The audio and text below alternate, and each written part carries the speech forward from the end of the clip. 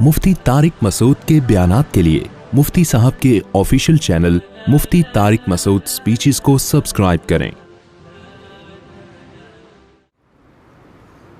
تو کچھ چیزیں ایسی ہیں کہ ان کے پیچھے اگر بھاگیں گے تو ملیں گی، لیکن دنیا ایک ایسی چیز ہے کہ دنیا کے پیچھے اگر بھاگیں گے، اگر وہ ڈاکٹر صاحب الٹا پاگل کے پیچھے بھاگنا شروع کر دیتے تو پاگل آگے آگے اور یہ پیچھے پیچھے۔ دنیا کی اللہ نے مزاج میں یہ چیز رکھی ہے کہ جو دنیا کو مقصود بنا کے اس کے پیچھے بھاگتا ہے، دنیا اس کے ہاتھ کبھی بھی نہیں آتی۔ آپ کہہ سکتے ہیں ایسا تو نہیں ہے، ہم نے تو بہت سو کو دیکھا ہے پیسے کے پیچھے بھاگے اور پیسہ ان کو بولو مل گیا، صحت کے پیچھے بھاگے اور صحت ان کو مل گئی، شہرت کے پیچھے بھاگے اور شہرت ان کو مل گئی، ترقی کے پیچھے بھاگے اور ترقی ان کو بول لینا مل گئی۔ یہ کیسی بات کر رہے ہو کہ دنیا کے پیچھے بھاگو گے تو دنیا آپ کو نہیں ملے گی؟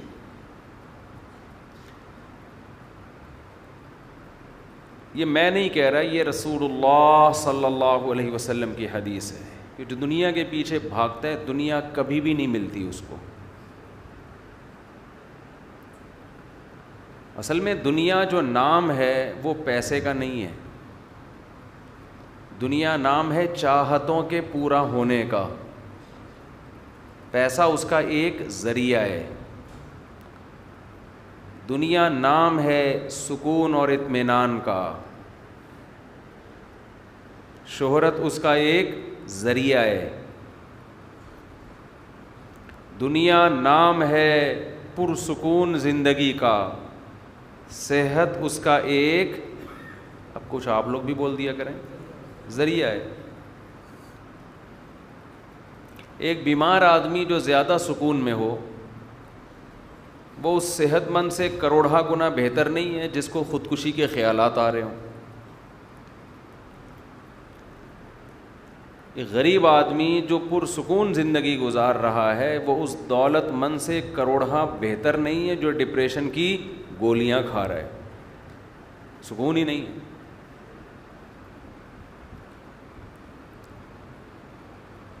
تو اصل جو ہدف ہے ہمارا وہ ہدف ہے سکون کی زندگی۔ جو اس کے پیچھے بھاگتا ہے اور اس لیے دولت کے پیچھے، کبھی صحت کے پیچھے، کبھی شہرت کے پیچھے، یہ تین چیزیں ہیں جس کو دنیا کہا جاتا ہے، تو خوب سمجھ لیں یہ سکون اور اطمینان آگے آگے بھاگتا رہے گا اور یہ اس کے پیچھے پیچھے تھک کے گر جائے گا یہ، لیکن یہ چیزیں اس کے ہاتھ میں کبھی بھی بولو نہیں آئیں گی۔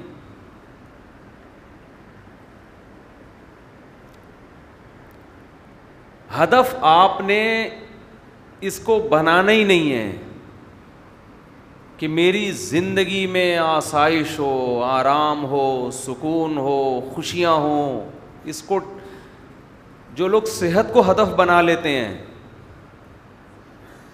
ان کو ممکن ہے وہ موٹے تازے ہو جائیں، لاسانی کے بیل کی طرح ہو جائیں، وہ دماغ کیا ہو جاتا ہے؟ معاف۔ کبھی بھی ان چیزوں کو ہدف نہ بنائیں، ان کو سائڈ پہ رکھیں، ان تمام چیزوں کو کیا رکھیں؟ آپ کبھی نہ یوٹیوب پہ پیسے کمانے کے طریقے یہ کلپ سننا شروع کریں، بہت سے لوگ ہوں گے جو آپ کو بتائیں گے بزنس کیسے رن کیا جاتا ہے، کیسے آپ 5 روپے سے 5 کروڑ کما سکتے ہیں، ہے نا ویڈیوز، دھڑا دھڑ لوگ سن رہے ہوتے ہیں، ملینز اس کے ویورز ہوتے ہیں، ایسے آپ کروڑ پتی بن سکتے ہیں، یہ کریں یہ کریں یہ کریں یہ کریں۔ آپ سنیں، وہ ویڈیو سننے سے ہم آپ کو منع نہیں کرتے، اس سے سیکھیں بھی، اگر کوئی ڈھنگ کی ویڈیو ہے، چاہے پیسہ کمائے انسان، کوئی پابندی نہیں ہے۔ مسلط نہ کریں ان چیزوں کو اپنے اوپر. دن میں بھی یہی خیال. فہد بھائی سن لو آپ بھی, یہ بھی لونڈے ہیں نا, نئے نئے عمر ہے ان کی, اس وقت بزنس مسلط ہوتا ہے انسان کے دماغ پہ. تو کاروبار, پیسہ مسلط نہ کریں اپنے اوپر. میں نے دیکھا ہے وہمی ہو جاتے ہیں لوگ, صبح و شام ہر وقت صحت کو مسلط کر لیتے ہیں لوگ اپنے اوپر. صحت کے حوالے سے آپ نے سننا شروع کیا, فارمی چکن نہیں کھانی چاہیے, دوسرا کلپ کھانا چاہیے, تیسرا کلپ نہیں کھانی چاہیے, چوتھا کلپ کھاؤ ورنہ مر جاؤ گے. لوگوں کی کھوپڑی کیا ہوتی ہے, معاف ہونا شروع. ابھی وہ دودھ کا بیڑا غرق کر دیا نا, وہ 2-4 ویڈیوز چلا دیں, پبلک نے دودھ چھوڑ دیا, دودھ والوں کے کروڑوں روپے کے بزنس کی واٹ لگ گئی ہے. اور حماقت دیکھو, ڈبے کا دودھ خرید رہے ہیں, یہ نہیں پتا کہ یہ کون سا آسمان سے اترتا ہے, یہ بھی تو گوالوں سے ہی خرید رہے ہیں. اگر آپ نے یہ کھلا دودھ چھوڑ دیا نا, تھوڑے وقت کے بعد پھر آپ کو یہ نعمت بولو نہیں ملے گی. ڈبے پہ ہی آ جاؤ گے, سیٹ ہو جاؤ گے. پھر ہم دنیا میں گئے ہیں, یہ فریش ملک ہمیں کہیں نہیں ملتا. یہ جو ٹیسٹ ہے نا بھینس کے دودھ کی, جو خوشبو آتی ہے, یہ نہیں ملے گی کہیں بھی آپ کو.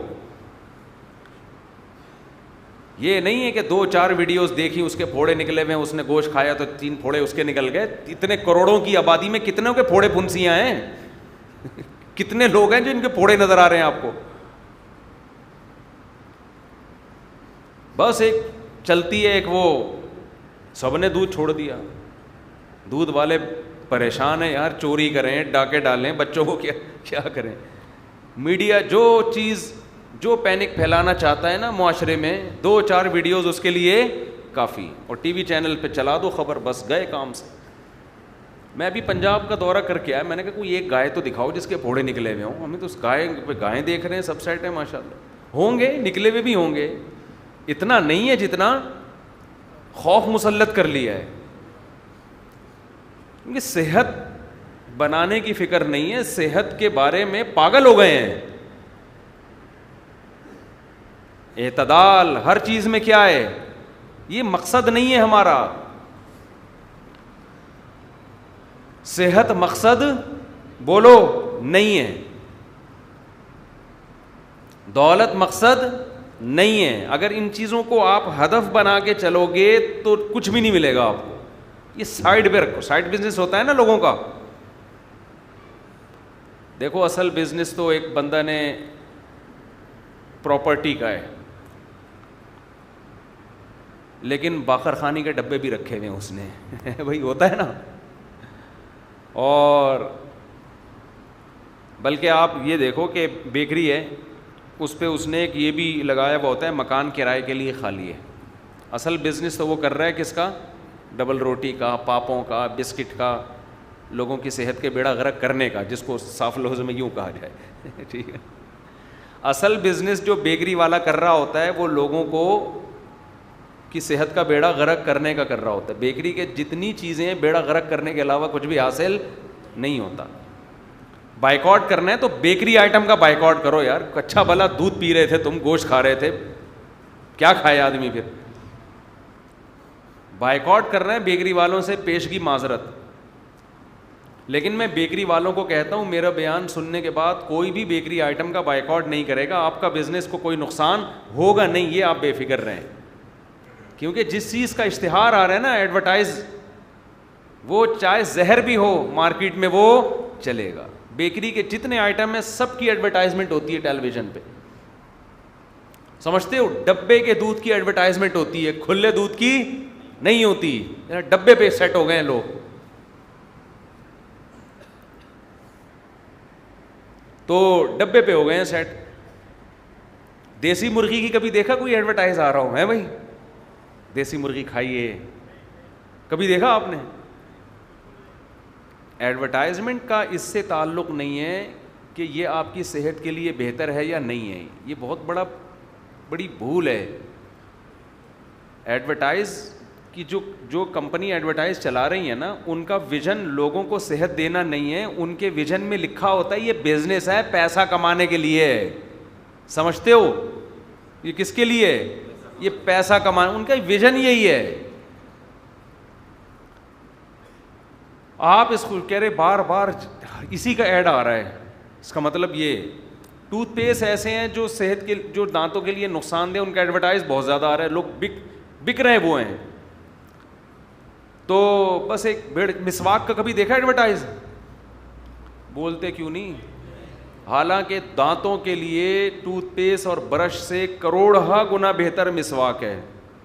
اب تو انگریز آ رہے ہیں اس طرف, ان کے ڈاکٹرز ریکمینڈ کر رہے ہیں. سمجھتے ہو کہ نہیں سمجھتے؟ ان کے ڈاکٹرز کے آ رہے ہیں اس طرف کہ مسواک کا فائدہ زیادہ ہے.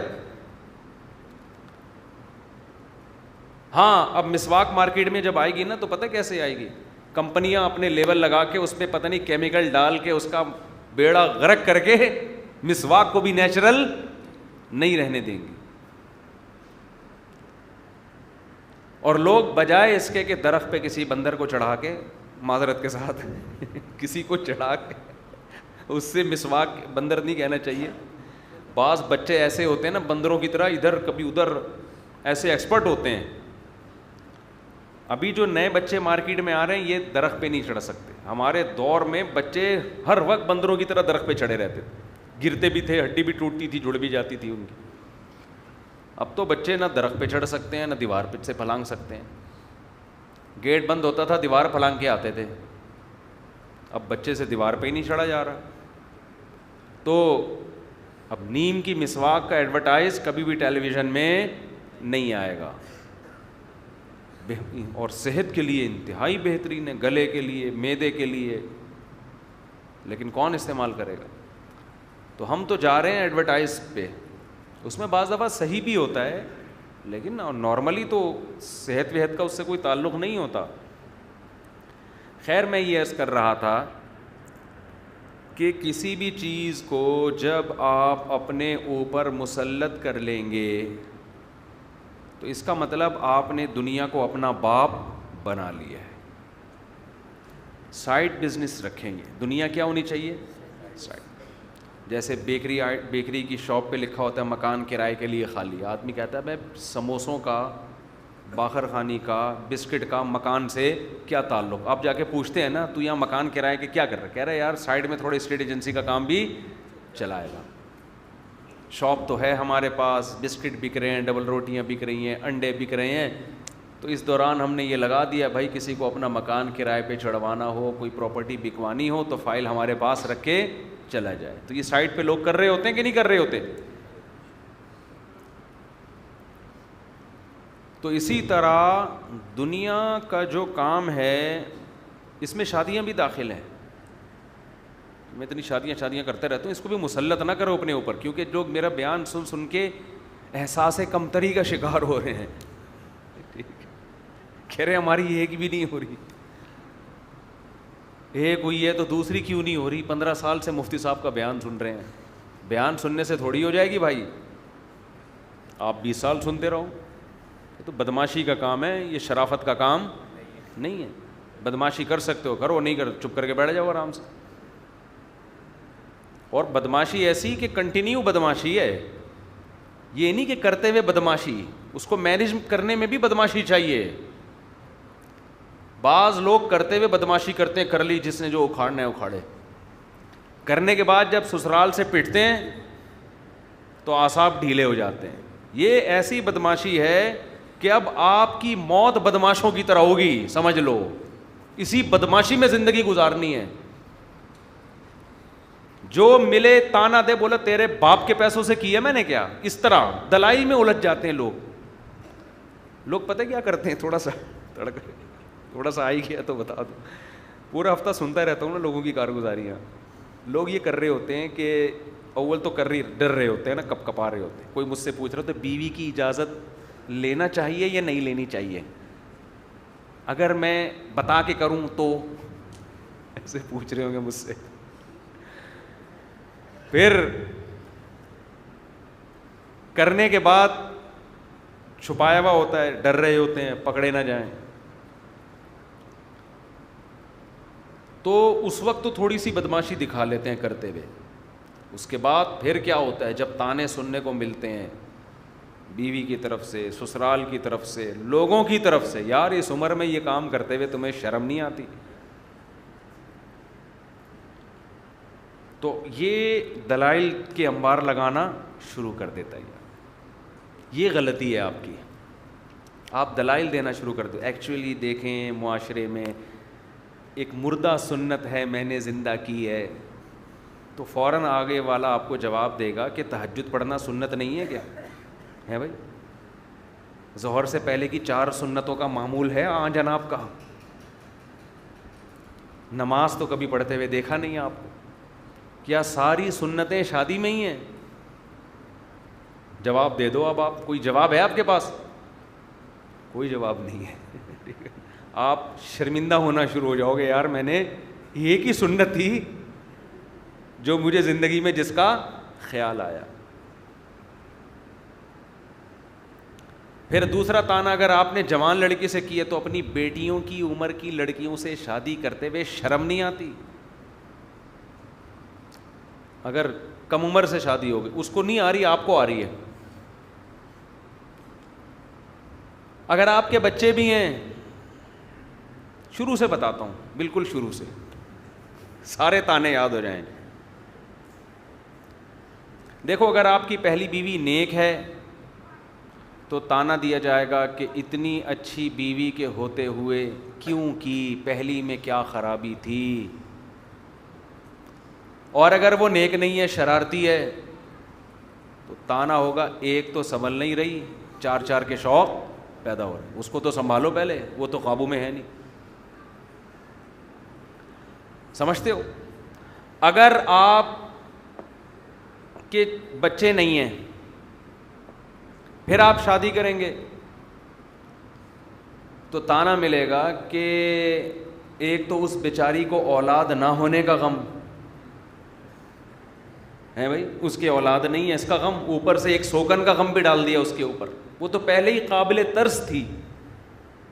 اور اگر آپ کے بچے ہیں تو بچے یا تو چھوٹے چھوٹے ہوں گے یا بڑے بڑے ہوں گے, 2 ہی صورتیں ہیں نا. تو اگر چھوٹے چھوٹے ہیں تو ان چھوٹے چھوٹے بچوں کے چہروں کا, ان کے معصوم چہروں کا کچھ پاس رکھ لیا ہوتا. ان کو دیکھ کے تمہیں ان پہ ترس نہیں آیا, ان کی ماں پہ سوگن لے آئے تو. اور اگر بڑے بڑے ہیں, اتنے بڑے بڑے بچوں کے ہوتے ہوئے ایسا کام کرتے ہوئے شرم نہیں آئی تمہیں ہے بھائی؟ اتنے بڑے بڑے بچے ہو گئے, ان کی شادیاں کراؤ, اب ان کی شادیوں کی عمریں ہیں, ان کی فکر کرو. انسانیت ہوتی ہے. اور اگر آپ ان کی شادیاں پہلے کر چکے ہو, یار پہلے بچے نمٹاؤں میں, کہ چلو پہلے بچے نمٹاؤں تاکہ یہ تانا نہ ہو کہ پہلے ان کی تو کرا دیتے, بچے بھی نمٹا دیے, لو بچوں کی شادیاں ہو گئیں, نانا دادا بننے والی عمریں ہو گئیں, اور اب اپنی شادیاں رچائی جا رہی ہیں. سمجھتے ہو؟ اور اگر آپ کی کنڈیشن یہ ہے کہ آپ کی داڑھی ہے یا نہیں ہوگی, داڑھی نہیں ہے, کام مولویوں والے کر رہے ہو, ہولیا انگریزوں والا بنایا ہوا ہے, یہ تو مولوی کرتے ہیں یہ کام. اور داڑھی ہے تو داڑھی یا تو سفید ہوگی یا کالی ہوگی. تو کالی داڑھی ہے تو صرف داڑھی کا تانا ہوگا کہ یار شکل ایسی نورانی رکھی ہوئی ہے, سنت رسول چہرے پہ سجائی ہوئی ہے, اور حرکتیں دیکھو ٹھرکیوں والی. اور اگر آپ کی سفید داڑھی ہے تو ان سفید بالوں سے تو اللہ کو بھی حیا آتی ہے, تجھے شرم نہیں آئی ان سفید بالوں کے ہوتے ہوئے؟ سمجھ رہے ہو؟ ایک طویل سلسلہ ہوگا اعتراضات کا, آپ ایک ایک کا جواب دیتے رہو بیٹھ کے. اس لیے اصول یہ ہے کہ جب کوئی اعتراض کرے, بولے تیرے باپ کے پیسوں سے کیے ہے, تیرے باپ سے قرضہ لے کے کیے, نکل لے یہاں سے. میں اتنا مجھے زج کیا تھا, یہ تو اب تھوڑا ماحول بن گیا ہے, اب تھوڑا ماحول بن گیا ہے, تھوڑا سا لوگ سننے کے عادی ہو گئے ہیں, ورنہ ہمیں اپنا دور یاد ہے جب ہم کر رہے تھے نا, اتنے تانے اتنے تانے اتنے تانے اتنے اعتراضات کہ میں تھک گیا تھا ان اعتراضات کا جواب دے دے کے، یہاں تک کہ اتنا تیش دلایا لوگوں نے، میں نے کہا تیرے باپ کے پیسوں سے نہیں کر رہا، اور تیرے میں دم ہے نا، مجھے روک کے دکھا، میں 4 کروں گا. ایسے میں مجھے تو لوگوں نے 4 کیپر لے کر آئے ہیں، ہمارا تو 2 کا ارادہ تھا، کوئی زیادہ تھا بھی نہیں. تو لوگوں نے مخالفت کر کر کے، ہم نے کہا یار یہ کون ہوتے ہیں ہم کو روکنے والے، ان کے باپ کے پیسوں سے کر رہے ہیں ہم، تیری ایسی کی تیسی، تجھے کیوں تکلیف ہو رہی ہے بھائی؟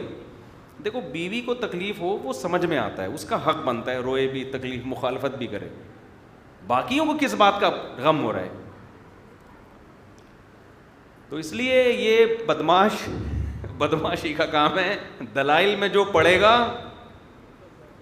ایک صاحب کہنے لگے میں بھی کرنا چاہتا ہوں نا، بلوچستان کے تھے وہ، کراچی میں آئے ہوئے تھے. میں نے کہا ٹھیک ہے کب کریں گے؟ کہہ رہے میں ابھی جا رہا ہوں، گھر میں مشورہ کر کے میں انشاءاللہ بتا دوں گا. میں نے کہا ہو گئی تمہاری انشاءاللہ، تم ضرور کرو گے مجھے تم سے بڑی امیدیں. اور 10 سال پہلے کا واقعہ ہے، اب 10 سال ہو گئے ابھی تک مشورہ ان کا چل رہا.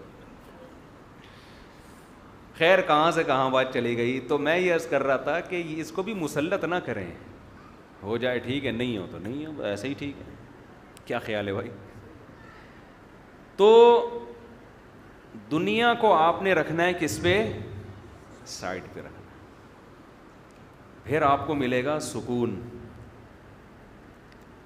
ہمارے ساتھ بڑا مسئلہ یہ ہے، دیکھو جو ورک شاپس ہو رہی ہیں نا اسٹریس مینجمنٹ کی، آپ کی اسٹریس ختم کرنے کے لیے، اس میں بھی لوگ شرکت کرتے ہیں کہ ہماری اسٹریس ختم ہو جائے. اسٹریس ختم کرنے کو بھی مقصد نہ بناؤ، رہنے دو، کوئی ٹینشن نہیں ہے. ان چیزوں کے پیچھے بھاگو گے تو یہ نہیں ملیں گی آپ کو. ایک آدمی اگر صحت ہی کو مسلط کر لے کہ جی، میں آپ کو ایک واقعہ سناتا ہوں، اس سے بات سمجھ میں آئے گی. جب کرونا کووڈ پھیل گیا تھا نا، احتیاطی تدابیر تو ہم بھی کر رہے تھے، لوگوں سے بھی کہہ رہے تھے، پھر بھی ہو رہا تھا لوگوں کو. ایک کیس آیا بڑے ہاسپٹل میں، ماں باپ اور بیٹے کا، ماں کو بھی کرونا، باپ کو بھی اور بیٹے کو بھی. بیٹا بالکل ینگ تھا، اس کے مرنے کا کوئی چانس نہیں تھا، خطرہ تھا والدین نہ مر جائیں. اللہ کی قدرت کے والدین بچ گئے اور بیٹے کا انتقال ہو. ڈاکٹروں نے بتایا کہ اس میں خوف اتنا مسلط ہو گیا تھا کورونا کا، والدین کو وہ خوف نہیں تھا. اتنا خوف مسلط ہو گیا تھا کہ اس خوف کی وجہ سے اس کے جو قوت مدافعت ہے نا، بیماری کے خلاف لڑنے کی قوت، وہ قوت ختم ہو گئی. بیماری کے خلاف لڑنے کے لیے بھی تو کچھ اندر ہونا چاہیے نا. آپ اگر ٹھٹرے کانپتے رہیں گے تو آپ کو تو اور بیمار ہو جائیں گے آپ. تو یہ صرف بیماری کے بارے میں نہیں ہے، ہر چیز کے بارے میں ہے. یہ دنیا میں پریشانیوں سے لڑنے کے لیے آپ کے اندر اللہ نے ایک روحانی طاقت رکھی ہے. اگر دنیا کی محبت غالب آ جائے نا، تو اس دنیا کی محبت آنے سے ایک لاشعوری خوف بھی ساتھ آتا ہے کہ دنیا چھن نہ جائے. یہ چھننے کا خوف آپ کے اندر روحانی طور پر آپ کو کمزور کر دیتا ہے. دنیا چھننے کا خوف، اس کا طریقہ یہ ہے کہ دنیا سے دوستی مت کرو، دنیا کو لفٹ بولو مت کراؤ. لفٹ ہی نہیں کراؤ بھائی، چھن جائے تو چھن جائے، بھاڑ میں جائے. ایسی کی تیسی کا لفظ یاد رکھ لیں، بڑا زبردست لفظ ہے. ہمارے حضرت مفتی رشید احمد صاحب رحمہ اللہ تعالیٰ کے مریدوں میں ایک تاجر تھے، کئی دکانیں تھیں ان کی. وہ کہتے تھے جب مجھ پر دکان بہت زیادہ مسلط ہوتی ہے نا، ہر وقت بزنس، کچھ دنوں کے لیے دکانوں کو تالا لگا کے بیٹھ جاتا ہوں گھر میں.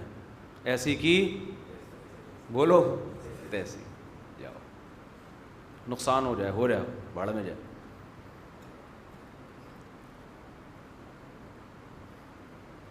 ہر چیز کا علاج وظیفوں میں نہیں ہے، سمجھتے ہو؟ ہمارے پاس سکون کے لیے کیا چاہیے لوگوں کو؟ وظیفے. علاج کے لیے آمادہ نہیں ہوتے.